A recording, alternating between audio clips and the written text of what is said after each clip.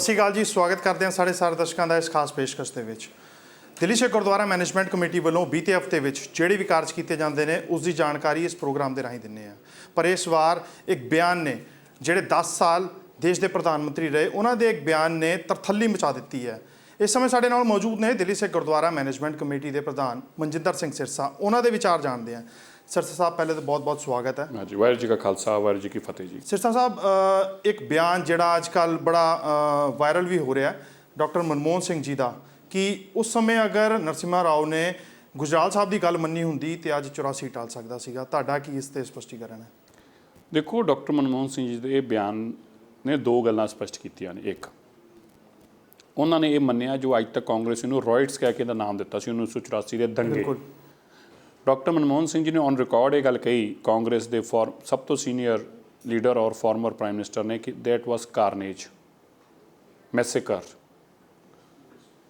दूजी गल वो देश के प्रधानमंत्री ऑर्डनरी आदमी की स्टेटमेंट नहीं हैगी। जो देश के प्रधानमंत्री स्टेटमेंट दे रहे हैं, इसका मतलब आ कि वो सारे संविधान नूं और प्राइम मिनिस्टर ऑफिस नूं और गृह मंत्री का ऑफिस किवें चलदे जी जानकारी रखते हैं। वो ये भी जानकारी रखते हैं कि गृह मंत्री सिर्फ रिकमेंड कर सकता, आर्मी बुला नहीं सकता। ਇਹਦਾ मतलब जो डॉक्टर मनमोहन सिंह जी ये गल कह रहे हैं कि अगर नरसिम्हा राव उस वेले की गल मन लेंदे तो 1984 का कतलेआम रोकया जा सकता सी।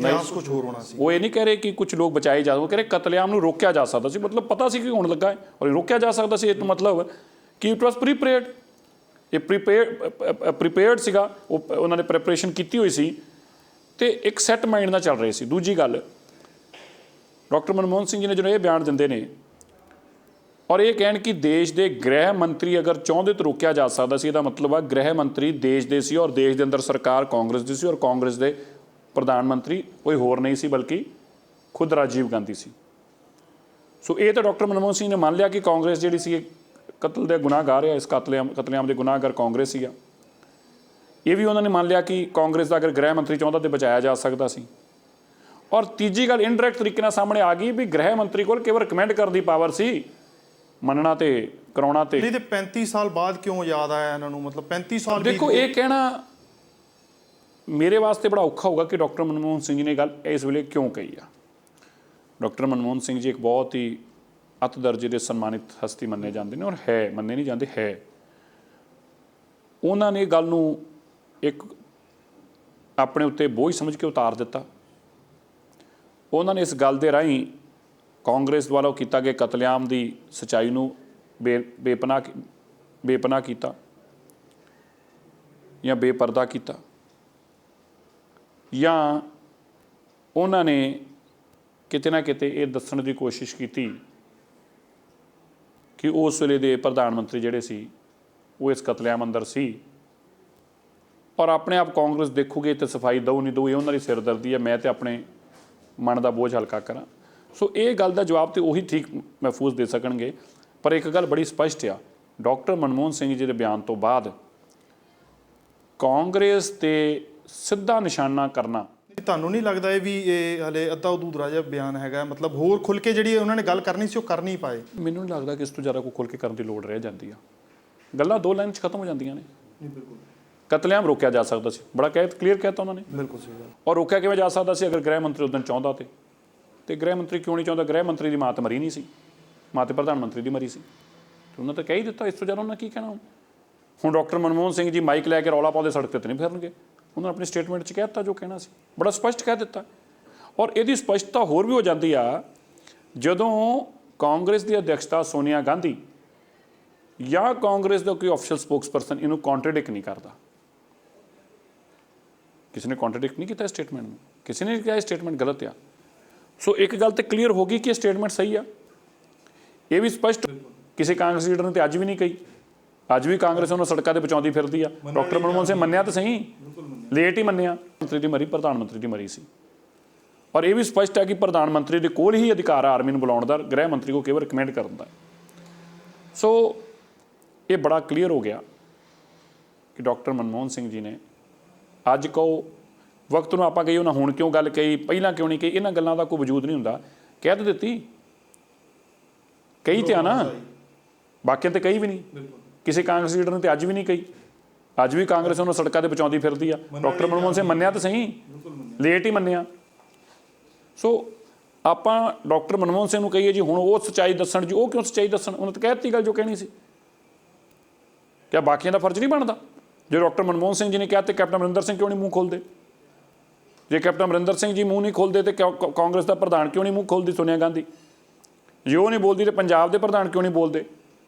ਪੰਜਾਬ ਦੇ ਅੰਦਰ 10-10 MP ਨੇ, 8-8 MP ਚੁਣ ਕੇ ਆਏ ਨੇ, 9-9 ਉੱਥੋਂ, ਉਹ ਕਿਉਂ ਨਹੀਂ ਬੋਲਦੇ? ਕਿਉਂ ਨਹੀਂ ਲੋਕ ਸਭਾ ਦੇ ਅੰਦਰ ਉਹਨਾਂ ਨੇ ਇਸ ਗੱਲ ਨੂੰ ਕੰਟਰਡਿਕਟ ਕੀਤਾ? ਜਾਂ ਕਿਉਂ ਉਹਨਾਂ ਨੇ ਗੱਲ ਨਹੀਂ ਕੀਤੀ ਅਗਰ ਗ੍ਰਹਿ ਮੰਤਰੀ ਜ਼ਿੰਮੇਵਾਰ ਆ ਤਾਂ ਜ਼ਿੰਮੇਵਾਰੀ ਠਹਿਰਾਈ ਜਾਵੇ? ਕੋਈ ਬੋਲੇਗਾ ਹੀ ਨਹੀਂ। ਇਹ ਤੇ ਹੁਣ ਤੁਹਾਨੂੰ ਨਹੀਂ ਲੱਗਦਾ ਵੀ ਇੰਨੇ ਦਿੱਗਜ ਨੇਤਾ 10 ਸਾਲ ਪ੍ਰਧਾਨ ਮੰਤਰੀ ਰਹੇ ਨੇ, ਉਹਨਾਂ ਨੇ ਇਹ ਬਿਆਨ ਦਿੱਤਾ ਹੈ, ਤੁਹਾਨੂੰ ਨਹੀਂ ਲੱਗਦਾ ਵੀ ਹੁਣ ਕਾਂਗਰਸ ਨੂੰ ਮਾਫੀ ਮੰਗਣੀ ਚਾਹੀਦੀ ਹੈ, ਮੰਨ ਲੈਣਾ ਚਾਹੀਦਾ ਕਿਉਂਕਿ ਦਿੱਗਜ ਨੇਤਾ ਰਹੇ ਨੇ, ਉਹਨਾਂ ਨੇ ਮਾਫੀ ਮੰਗਣ ਵਾਲੀ ਗੱਲ ਤਾਂ ਅਸੀਂ ਕਹਿੰਦੇ ਹਾਂ, ਲੇਕਿਨ ਮਾਫੀ ਮੰਗਿਆ ਸੀ ਉਹਨਾਂ ਨੂੰ ਬਖਸ਼ ਦਿਆਂਗੇ ਐਸਾ ਤਾਂ ਨਹੀਂ ਹੋਣ ਵਾਲਾ। ਮਾਫੀ ਮੰਗਣੀ ਚਾਹੀਦੀ ਆ, ਮੈਂ ਫਿਰ ਕਹਾਂ, ਕਿਉਂਕਿ ਮੇਰਾ ਇਹ ਤੇ ਲੈਵਲ ਨਹੀਂ ਹੈਗਾ ਨਾ ਮੈਂ ਕਹਾਂ ਹਾਂ ਸੋਨੀਆ ਗਾਂਧੀ ਮਾਫੀ ਮੰਗੇ ਤੇ ਫਿਰ ਤੁਸੀਂ ਪੁੱਛੋਗੇ ਫਿਰ ਮਾਫ ਕਰ ਦਿਓਗੇ, ਤੇ ਮੈਂ ਕਹਾਂ ਮੇਰੀ ਤੇ ਹੈਸੀਅਤ ਨਹੀਂ ਹੈਗੀ ਨਾ ਮਾਫ ਕਰਨ ਦੀ।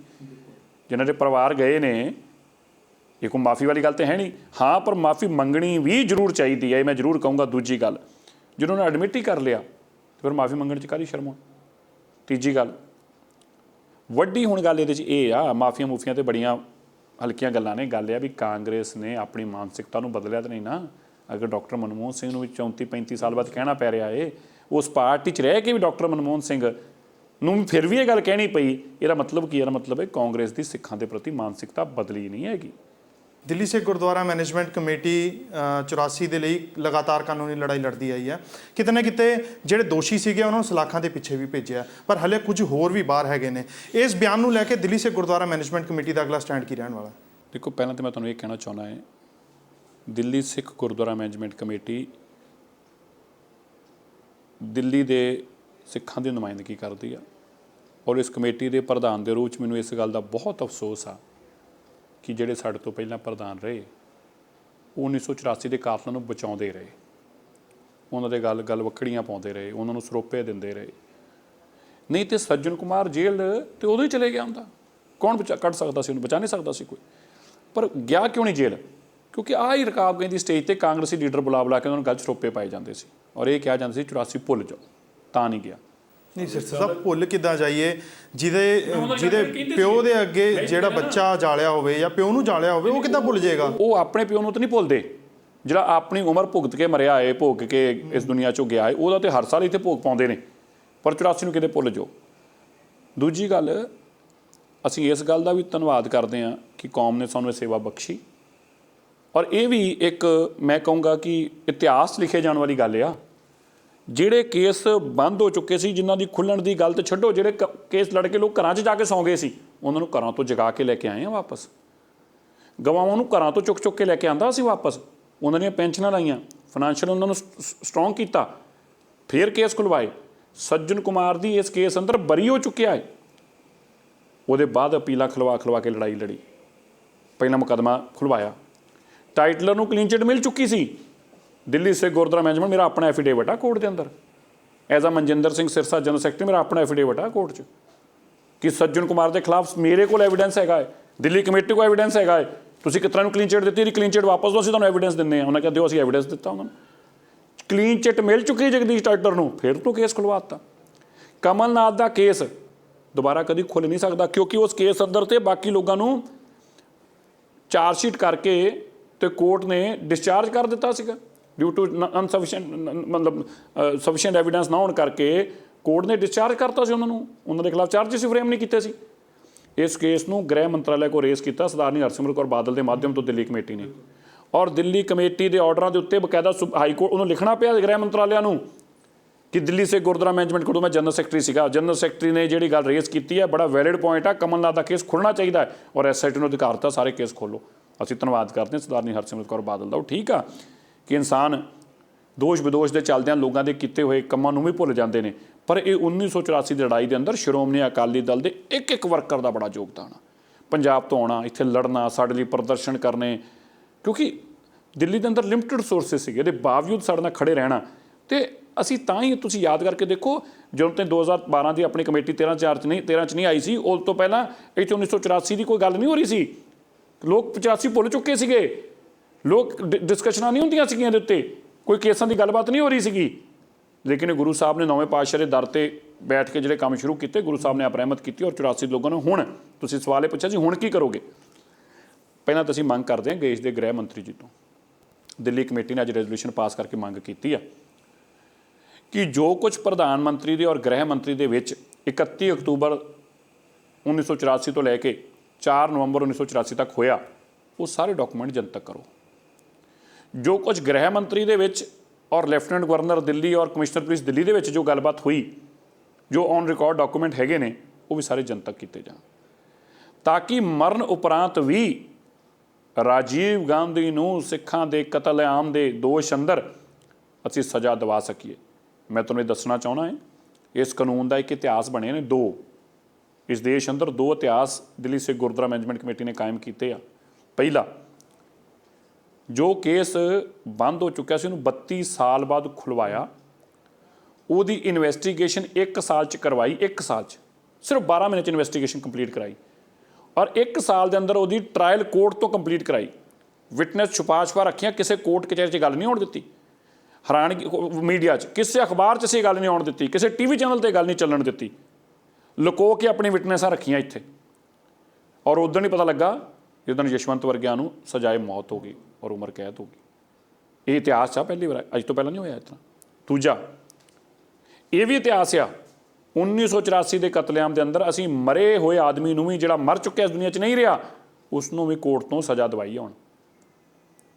ਹਿਸਟੋਰੀਕਲ ਜਜਮੈਂਟ ਆਏ। ਮਰੇ ਬੰਦੇ ਦਾ ਮਤਲਬ ਇਹ ਨਹੀਂ ਹੈਗਾ ਕਿ ਉਹਨੂੰ ਕਲੰਕਿਤ ਨਾ ਹੋਵੇ, ਉਹਦਾ ਪਰਿਵਾਰ ਵੀ ਯਾਦ ਰੱਖੇ ਕਿ ਤੇਰੇ ਪਰਿਵਾਰ ਨੇ ਕੀਤਾ, ਉਹਦਾ ਹੀ ਕਲੰਕਿਤ ਹੋਣਾ ਜ਼ਰੂਰੀ ਆ। ਇਹ ਤਾਂ ਇਤਿਹਾਸ ਕਾਇਮ ਕੀਤਾ, ਮਰੇ ਨੂੰ ਵੀ ਸਜ਼ਾ ਦਵਾ ਕੇ। ਕੋਈ ਨਹੀਂ ਇਸ ਦੁਨੀਆ 'ਚ ਨਹੀਂ ਹੈਗਾ, ਪਰ ਕਾਲੇ ਅੱਖਰਾਂ 'ਚ ਤੇਰੇ ਪਰਿਵਾਰ ਦਾ ਨਾਮ ਲਿਖਿਆ ਜਾਊਗਾ, ਇਹ ਪਰਿਵਾਰ ਦਾ 1984 ਦਾ ਕਾਤਲ, ਉਹ 'ਚ ਸਜ਼ਾ ਹੋਈ ਇਹਨੂੰ। ਇਸੇ ਤਰ੍ਹਾਂ ਰਾਜੀਵ ਗਾਂਧੀ ਨੂੰ ਮਰਨ ਉਪਰੰਤ ਸਜ਼ਾ ਦਵਾਵਾਂਗੇ। ਬੀਤੇ ਦਿਨੀ ਦੀ ਗੱਲ ਕਰੀਏ, ਗ੍ਰਹਿ ਮੰਤਰਾਲੇ ਨੇ ਮੀਟਿੰਗ ਬਿਠਾਈ ਸੀਗੀ, ਬੈਠਕ ਰੱਖੀ ਸੀਗੀ, ਉਹਦੇ ਵੀ ਸੀਬੀਆਈ ਨੂੰ ਫਟਕਾਰ ਲਈ ਹੈ ਕਿ ਉਸ ਦੌਰਾਨ ਜਿਹੜਾ ਹੈ FIR ਦਰਜ ਕਿਉਂ ਲੇਟ ਹੋਈ, ਚਾਰਜ ਸ਼ੀਟ ਕਿਉਂ ਹੋਈ, ਲੇਟ ਕਿਉਂ ਦਰਜ ਹੋਈ। ਤੇ ਤੁਹਾਨੂੰ ਨਹੀਂ ਲੱਗਦਾ ਵੀ ਹੁਣ ਮਤਲਬ ਕੇਂਦਰ ਸਰਕਾਰ ਇਹਨੂੰ ਫਟਾਫਟ ਨਿਪਟਾਉਣਾ ਚਾਹੁੰਦੀ ਹੈ, ਵੀ ਖਤਮ ਕਰੋ ਇਸ ਚੀਜ਼ ਨੂੰ, ਕਿਉਂਕਿ ਬਹੁਤ ਲੰਬਾ ਖਿੱਚ ਗਿਆ, 35 ਸਾਲ ਥੋੜੇ ਨਹੀਂ ਹੁੰਦੇ। ਦੇਖੋ, ਮੈਂ ਨਾ ਦੋ ਗੱਲਾਂ ਨੇ, ਜੋ ਇਸ ਵੇਲੇ ਦੇਸ਼ ਦਾ ਪ੍ਰਧਾਨ ਮੰਤਰੀ ਹੈ ਨਾ, ਉਹ ਡਿਸਾਈਸਿਵ ਨੇ ਔਰ ਉਹਨਾਂ ਦਾ ਇਹ ਕਹੋ ਕਿ ਉਹਨਾਂ ਦੀ ਖੁਸ਼ਕਿਸਮਤੀ ਕਹਿ ਲਓ, ਇਜ਼ ਅ ਗੁੱਡ ਲੱਕ ਕਿ ਉਹਨਾਂ ਨੂੰ ਗ੍ਰਹਿ ਮੰਤਰੀ ਬੜਾ ਡਿਸਾਈਸਿਵ ਮਿਲ ਗਿਆ, ਜਿਹੜਾ ਤੁਰੰਤ ਡਿਸੀਜ਼ਨ ਲੈਂਦਾ। ਸਾਡਾ ਵਾਸਤਾ ਰਹਿੰਦਾ, ਅਸੀਂ ਆਪਣੇ ਕੰਮਾਂ ਵਾਸਤੇ ਅਕਸਰ ਮਿਲਦੇ ਹਾਂ ਔਰ ਜੋ ਅਸੀਂ ਗ੍ਰਹਿ ਮੰਤਰੀ ਦੇ ਕੰਮ ਕਰਨ ਦਾ ਤਰੀਕਾ ਦੇਖਿਆ ਹੈ, ਮੈਂ ਕਿਸੇ ਨੂੰ ਘੱਟ ਜਾਂ ਵੱਧ ਨਹੀਂ ਆਂਕਦਾ, ਪਰ ਹਰ ਆਦਮੀ ਦਾ ਆਪਣਾ ਸਟਾਈਲ ਹੁੰਦਾ ਨਾ ਕੰਮ ਕਰਨ ਦਾ। He is very decisive. ਮੈਂ ਤੁਹਾਨੂੰ ਇੱਕ ਵਾਕਿਆ ਛੋਟਾ ਜਿਹਾ ਦੱਸਾਂ। CBI ਦਾ ਇਸੇ ਤਰ੍ਹਾਂ 1984 ਦੇ ਕੇਸ ਸੀਗਾ। ਅਸੀਂ ਸਰਦਾਰ ਸੁਖਬੀਰ ਸਿੰਘ ਬਾਦਲ ਸਾਹਿਬ ਦੀ ਨੌਲੇਜ ਪਾਇਆ ਵੀ ਇਸ ਤਰ੍ਹਾਂ ਹੋ ਰਿਹਾ ਹੈ, CBI ਦੇ ਅੰਦਰ ਅੱਗੇ ਫਾਰਵਰਡ ਨਹੀਂ ਕਰਦੀ ਪਈ। ਉਹ ਕੇਸ ਦੀ ਮੈਂ ਜੇ ਤੁਹਾਨੂੰ ਜਾਣਕਾਰੀ ਨਹੀਂ ਸ਼ੇਅਰ ਕਰੂੰਗਾ। ਬਾਦਲ ਸਾਹਿਬ ਨੇ ਕਿਹਾ ਚਲੋ ਟਾਈਮ ਲਓ ਤੁਸੀਂ। ਅਸੀਂ ਅਮਿਤ ਸ਼ਾਹ ਜੀ ਦਾ ਟਾਈਮ ਲੈ ਲਿਆ। ਉਹਨਾਂ ਦਾ ਫੋਨ ਆਇਆ ਵੀ ਕਿਸ ਪਰਪਸ ਨੂੰ ਲੈ ਕੇ ਆ। ਮੈਂ ਉਹਨਾਂ ਨੂੰ ਦੱਸਿਆ ਜੀ ਇਸ ਪਰਪਸ ਨੂੰ ਲੈ ਕੇ ਆ। ਮੈਂ ਤੇ ਸਰਦਾਰ ਸੁਖਬੀਰ ਸਿੰਘ ਜੀ ਬਾਦਲ ਸਾਹਿਬ, ਅਸੀਂ ਦੋ ਹੀ ਜਾਣੇ ਸੀ ਸ਼ਾਇਦ, ਜਾਂ ਭੁੰਦੜ ਸਾਹਿਬ, ਮੈਨੂੰ ਯਾਦ ਨਹੀਂ ਆਤੀ, ਸ਼ਾਇਦ ਭੁੰਦੜ ਸਾਹਿਬ ਵੀ ਸੀਗੇ ਨਾਲ। ਅਸੀਂ ਚਲੇ ਗਏ ਜੀ। ਜਦੋਂ ਅਸੀਂ ਜਾ ਕੇ ਗੱਲਬਾਤ ਕੀਤੀ, ਉਹਨਾਂ ਨੂੰ ਸਾਰੀ ਗੱਲਾਂ ਜਵਾਬ ਦਿੱਤਾ। ਉਹਨਾਂ ਨੇ CBI ਨੂੰ ਗੱਲਬਾਤ ਕਰਕੇ जानकारी ले रखी थी और सानू कहते कि आपके बाद मेरी CBI को इसी केस के लिए मैंने उनको बुला रखा है, दिल्ली पुलिस को भी इसी केस की मीटिंग है। इसके बाद उन्होंने सानू जानी जानकारी दी, उन्होंने ये भी कि आज मीटिंग कर रहे हैं इस केस की, मैंने बुलाया कि लैके आओ सारे फैक्ट सामने। सो यकीनी तौर पर ये सरकार ने निजी तौर पर भी एफर्ट किए हैं और गृह मंत्री जो हुण आए ने एक्टिवली वो बड़े ही डिसाइसिव ने, इस करके बड़ी जल्दी एक्शन हो रहे हैं। कमलनाथ का केस मिनटों मिनट ही खुल गया। दिल्ली सिख गुरुद्वारा मैनेजमेंट कमेटी ने कोर्ट दे विच PIL दायर की सीगी, जिस तो बाद दिल्ली सरकार नूं फटकार लाई है, उस ते विचार थोड़ी करोगे? जी मैं पहला इस इशू नूं विधान सभा च रेस कीता सी। मैं ये भी धमकी दी तुसीं नहीं करोगे तो असीं विधान सभा में छड्ड के चले जाऊँगा, मैं रिजाइन भी दे दूँगा, लेकिन उन्होंने सिर ते कोई असर नहीं। फिर मैं इनू की कीता, इनू हाई कोर्ट च रेस किया इशू नूं।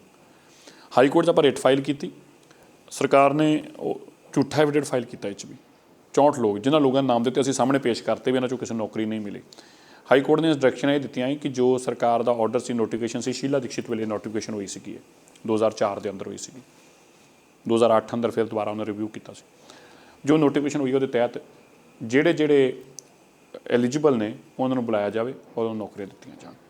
मैनूं लगता है कि इस ऑर्डर तो बाद काफ़ी हद तक असीं 1984 के परिवारां नूं आर्थिक तौर पर एडजस्ट करने कामयाब होवांगे। चलो बिल्कुल। सो ये सन दिल्ली सिख गुरुद्वारा मैनेजमेंट कमेटी के प्रधान मनजिंदर सिंह सिरसा। गूंजा सिख विरसे दियां साडी खास पेशकश दे विच बस इन्ना ही।